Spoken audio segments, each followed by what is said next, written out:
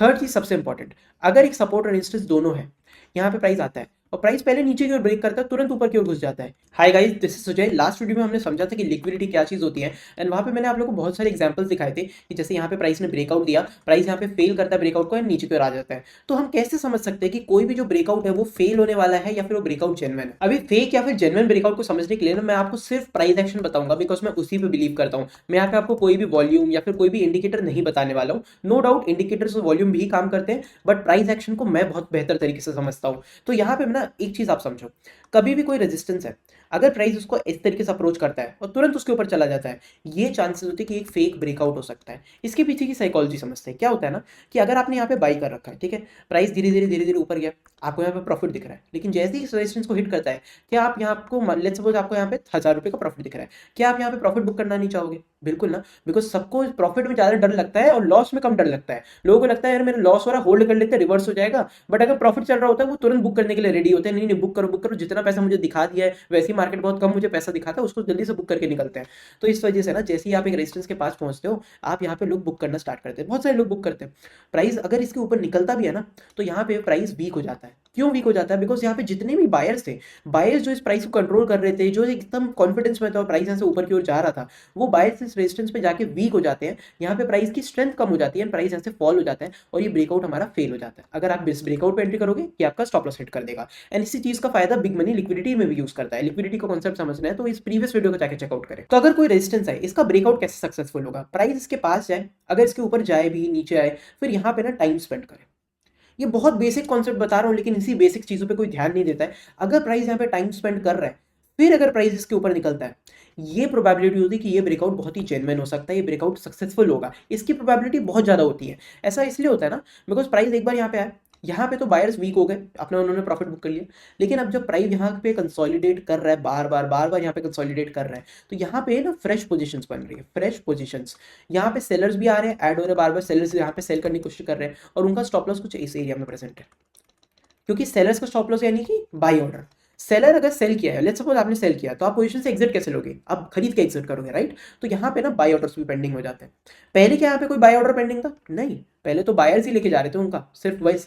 लेकिन अब क्या है, यहाँ पे फ्रेश बायर्स भी एक्यूमुलेट हो चुके हैं। अभी यहाँ पे उनको प्रॉफिट नहीं मिला है, अभी उनका प्रॉफिट यहाँ पे जीरो चल रहा है, तो प्राइस ऊपर जाता है, वो होल्ड करते हैं, बायर्स अपनी स्ट्रेंथ मेंटेन करते हैं, प्राइस अपनी स्ट्रेंथ मेंटेन करता है, और यहाँ पे एक प्रोबेबिलिटी की प्राइस एक अच्छा ब्रेकआउट दिखाते हैं। थोड़ा सपोर्ट एंड रेजिस्टेंस के बारे में समझते हैं। कोई भी सपोर्ट है, रेजिस्टेंस है, मैं अभी रेजिस्टेंस के बारे में बात करता हूँ, सेम चीज सपोर्ट में भी अप्लाई होगी। कोई भी रेजिस्टेंस अगर प्राइस फर्स्ट टाइम उसे हिट करता है, प्राइस बहुत ही तेजी से फॉल करता है। क्यों? क्योंकि यहाँ पे सेलर्स बहुत अच्छे तरीके से एक्टिव होते हैं। प्राइस जब दोबारा उसको हिट करता है, प्राइस और अच्छे से फॉल करता है, लेकिन हो सकता है थोड़ा सा वीक हो। प्राइस अब तिबारा चौबारा बार बार इसे हिट करता है ना, एक चांसेस है कि यहाँ पे ये रेजिस्टेंस वीक हो जाएगा। क्यों? इसके पीछे की साइकोलॉजी आप समझो।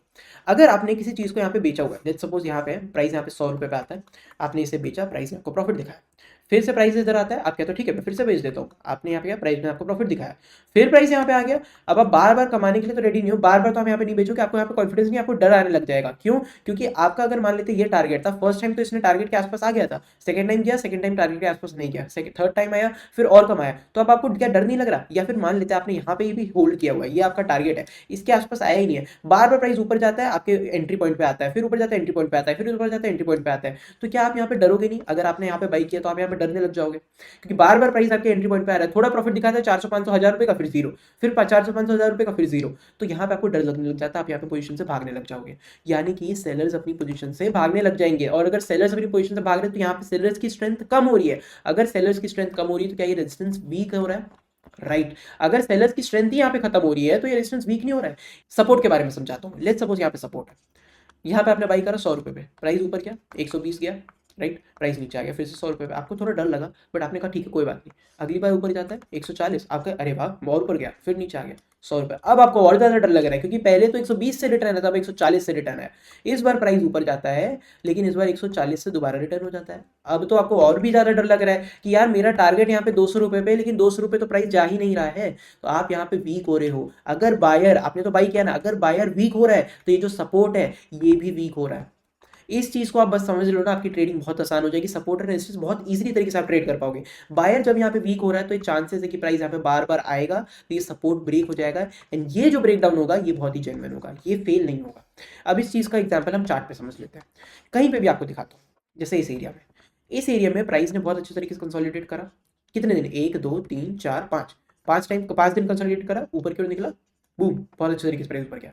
सिमिलरली प्राइस ने यहाँ पे कंसोलिडेट किया, ऊपर की ओर निकला, बहुत अच्छे तरीके से। सिमिलरली प्राइस यहाँ पे कंसोलिडेट किया, नहीं, नीचे आया, फिर तुरंत ऊपर गया। यहाँ से लेके यहाँ तक ये बहुत बड़ा मूव है।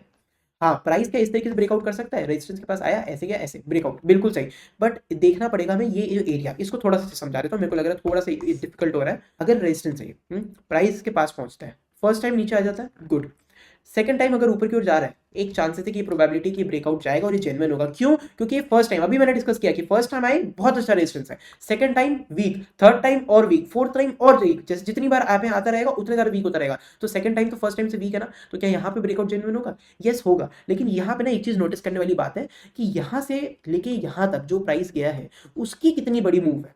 अगर ये मूव, अगर बैंक निफ्टी को अगर आप ट्रेड करते हो तो अगर ये मूव 100 पॉइंट्स का है, ओके, अगर ये मूव मान लेते 500 पॉइंट्स का है, ये ब्रेकआउट होना थोड़ा मुश्किल है, क्योंकि 500 पॉइंट बैंक निफ्टी में इतना बड़ा मूव है कि यहाँ पे लोग प्रॉफिट बुक करना चाहेंगे। Same logic, same to same, ये सारे लॉजिक हर जगह काम करते हैं। अगर आपने यहाँ पे कमाया है, यहाँ पे आपको प्रॉफिट बहुत अच्छा दिख रहा है, तो आप यहाँ पे वीक हो जाओगे, आप यहाँ पे अपना प्रॉफिट बुक करना चाहोगे रेजिस्टेंस पे।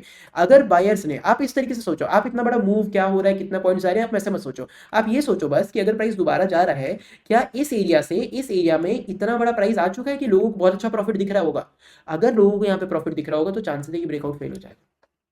अगर प्राइस यहाँ पे आता है, फर्स्ट टाइम आता है, सेकंड टाइम आता है, सेकंड टाइम यहाँ पे टच कर रहा होता है, और ये एरिया इतना छोटा है कि लोग यहाँ पे कुछ प्रॉफिट नहीं दिख रहा है, 10 रुपए, 20 रुपए, 30 रुपए, आप क्या बुक करते हो? 10 रुपए, 30 रुपए, 20 रुपए नहीं बुक करते हो ना, आप तो यहाँ पे लॉस भी नहीं बुक करते हो, आप होल्ड करते हो। लेकिन प्रॉफिट जैसे ही आपको 500 रुपए दिख जाता है, आप बुक कर लेते हो।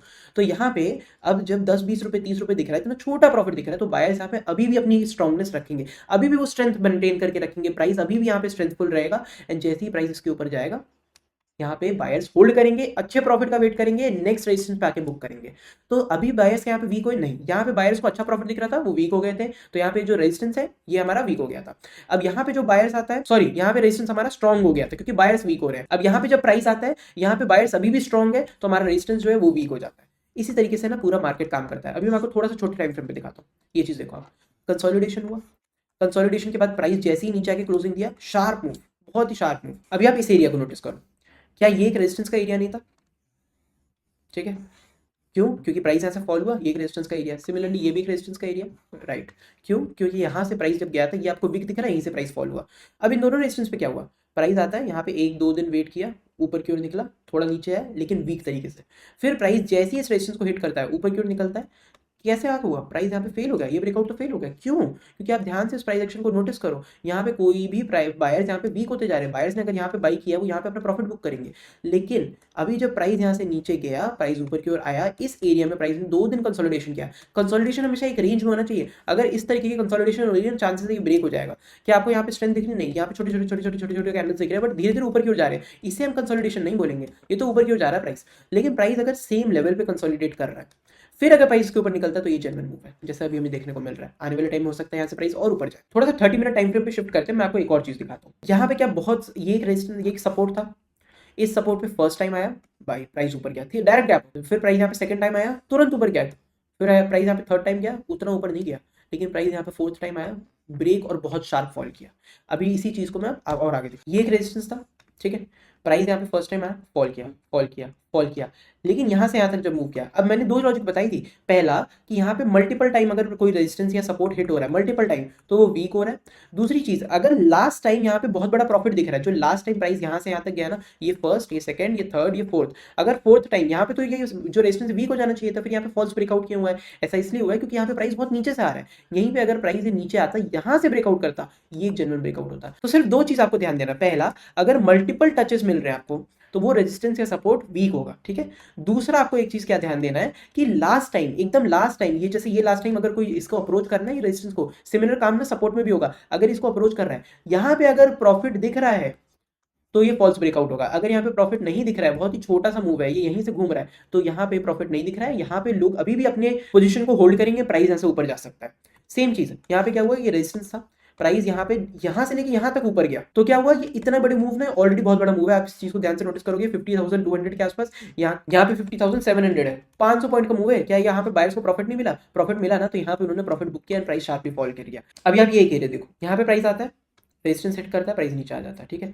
फिर प्राइस यहाँ पे काफ़ी टाइम कंसोलिडेट करता है, लेकिन जैसे ही प्राइस यहाँ पे काफ़ी टाइम कंसोलिडेट कर लेता है, ये ऑलमोस्ट 5 दिन का समय, प्राइस अगर इसको ब्रेकआउट करता है तो रीटेस्ट के लिए भी नहीं आता है, इतनी ज़्यादा पावरफुल ब्रेकआउट होता है कि प्राइस तुरंत ऊपर की ओर मूव कर जाता है। आप ये चार्ट आगे देख सकते हो, प्राइस कितनी शार्पली ऊपर की ओर मूव किया है, ठीक है। सिमिलरली आप इस एरिया को देखो, इस एरिया में प्राइस ने ज़्यादा अच्छे से कंसोलिडेट नहीं करा, प्राइस ऊपर गया तुरंत नीचे आया, फिर ऊपर गया नीचे आया, तो क्या करना पड़ा, अब जब इसे ब्रेकआउट देना था, प्राइस यहाँ पे कंसोलिडेट नहीं करता है, नीचे आ जाता है, यहाँ से फिर ब्रेकआउट कैसे दे देता है। अब यहाँ पे आ जाता है थर्ड कॉन्सेप्ट। अभी तक मैंने आपको दो चीज़ बताई थी, दो चीज़ क्या थी कि मल्टीपल टचेज होने चाहिए और लास्ट मूव जो आया है वहां पे क्या लोगों को प्रॉफिट मिला है कि नहीं।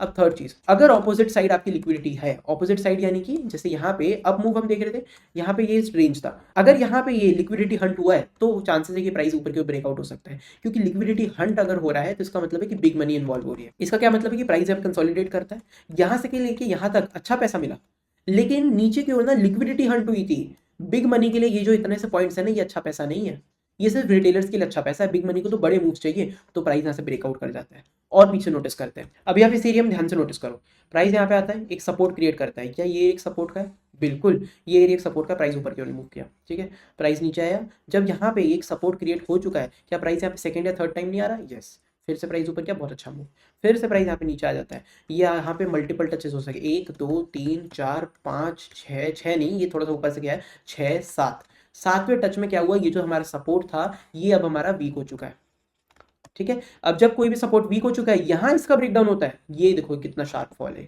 ये बहुत बड़े पॉइंट्स है। सिमिलरली आपको छोटे टाइम फ्रेम में भी ये चीज दिखेगा, जब प्राइस यहाँ पे लेट्स सपोज ये एक रेजिस्टेंस था, ठीक है, ये एक ट्रेंड लाइन आ रही है, ये ट्रेंड लाइन क्या फर्स्ट टाइम ब्रेक गया, नहीं, सेलिंग आई, सेकंड टाइम सेलिंग आई, थर्ड टाइम सेलिंग आई, फोर्थ टाइम सेलिंग आई, फिफ्थ टाइम सेलिंग आई, फिर आप देखो यहाँ पे क्या हुआ, ब्रेकआउट से पहले क्या प्राइस यहाँ पे कंसोलिडेट नहीं करा बहुत टाइम तक, सेलिंग में साइड ही कंसोलिडेट करा है, लेकिन जैसे ही यहाँ से ब्रेकआउट होता है हमें एक बहुत ही शार्प मूव देखने को मिलेगा।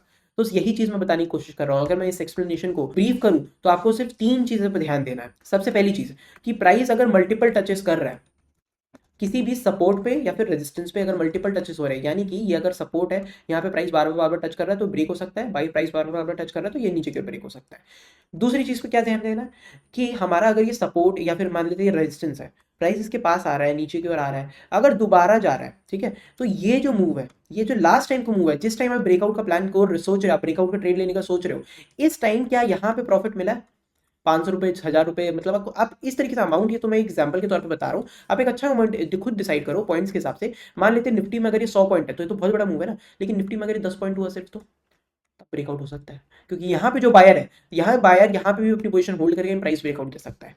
एंड एक थर्ड चीज सबसे इंपॉर्टेंट, अगर एक सपोर्ट और रेजिस्टेंस दोनों है, यहाँ पे प्राइस आता है और प्राइस पहले नीचे की ओर ब्रेक करता है, तुरंत ऊपर की ओर घुस जाता है, यहाँ पे हमें एक लिक्विडिटी हंट देखने को मिला है। यानी कि प्राइस जब नीचे आया, यहाँ पे सारे रिटेल लोगों ने एंटर किया कि अब तो प्राइस नीचे जाएगा, नीचे जाएगा, नीचे जाएगा, वो लोग शॉर्ट करेंगे, एंड यहाँ पे हमारा बिग मनी एंटर करेगा, वो बोलेगा तुम्हें शॉर्ट करना है, मैं यहाँ पे बाई करूंगा, वो प्राइस यहाँ पे ऊपर की ओर ले जाता है। अब भले ही ये बहुत बड़ा पॉइंट हो, मान लीजिए 100 पॉइंट, क्योंकि ये 100 पॉइंट रिटेल लोगों के लिए अच्छा है, लेकिन जो कोई भी बिग मनी यहाँ पे इन्वॉल्व हो जाता है ना, उसे यहाँ पे 100 पॉइंट नहीं चाहिए, उसे यहाँ पे कम से कम 1000 पॉइंट चाहिए, तो उसके लिए ये मूव कुछ नहीं है, तो वो यहाँ पे लिक्विडिटी हंट करेगा और प्राइस को ऊपर की ओर लेके जाएगा। अभी एक चीज और समझ लेते हैं, इस चीज को मैंने कई बार डिस्कस किया है, व्हाट इफ ये सारी चीजें फेल कर जाए, सपोर्ट है, ऊपर की ओर मूव किया, लिक्विडिटी लिया, नीचे आया, काफी टाइम रेजिस्टेंस लिया, ब्रेक डाउन किया, फिर ऊपर घुस गया, फिर कंसोलिडेट किया, फिर ऊपर गया, फिर ऊपर घुस गया, ऐसा चार्ट भी आपको देखने को मिलेगा, एंड ऐसा होता भी है।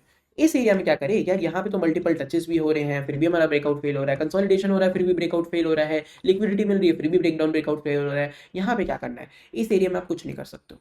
यस, मैं ये चीज कह रहा हूँ, stock market is not about right और रॉन्ग, इट इज अबाउट अगर आप राइट हो तो आप कितना पैसा कमा रहे हो, अगर आप रॉन्ग हो तो आप कितना पैसा कमा रहे हो। इसका एग्जांपल ये है कि अगर ये सपोर्ट और रेजिस्टेंस है, आपको हर दिन इसी को आके ट्रेड करना है, ठीक है, प्राइस आए, आपका रेजिस्टेंस बार बार टच हुआ, यस मल्टीपल टाइम्स टच हुआ, ब्रेक हुआ, आप ट्रेड में एंटर करो, ट्रेड चला तो आपको ऐसा नहीं तुरंत यहीं पे बुक कर दिया, इसको लंबा होल्ड करो, इसको अच्छे प्रॉफिट में बुक करो, अच्छे प्रॉफिट इन द सेंस मान लो यहाँ पे आप 1000 रुपये बुक करो, लेकिन अब कल के दिन आप आते हो फिर से एक प्राइस एक रेंज बनाता है, अपना रेजिस्टेंस मल्टीपल टाइम हिट करता है, यानी वीक हो गया, अब आप ब्रेकआउट होता है, आप यहाँ पे ट्रेड लेते हो, लेकिन यहाँ पे अगर प्राइस यहाँ पे रिटर्न हो रहा है तो यहाँ पे आप होल्ड मत करो यार कि यार ये तो बहुत अच्छा ट्रेड था, नीचे आएगा, नीचे आता जाएगा, वापस ऊपर चला जाएगा, नहीं, आप यहाँ पे गलत हो चुके हो। एज सुन एज प्राइस यहाँ पे नीचे आता है, आप स्टॉप लॉस हिट करते हैं, आप यहाँ पे गलत हो चुके हो, तो आप यहीं पे अपना ट्रेड कट करो, आप सिर्फ 100 रुपये लूज करो, -100 रुपये, इसी तरीके से आप प्रॉफिटेबल हो गए। तो स्टॉक मार्केट ना ये नहीं है कि आप राइट हो या रॉन्ग, या स्टॉप लॉसेस तो इंस्टीट्यूशंस का भी कटता है, तो ये आप राइट और रॉन्ग इस पे आप पैसा नहीं कमाते हो, आप इस पे कमाते हो कि जब भी आप राइट हो आप 1000 रुपये कमाओगे, और जब भी आप रॉन्ग हो आप सिर्फ 10 रुपये दोगे या 100 रुपये दोगे,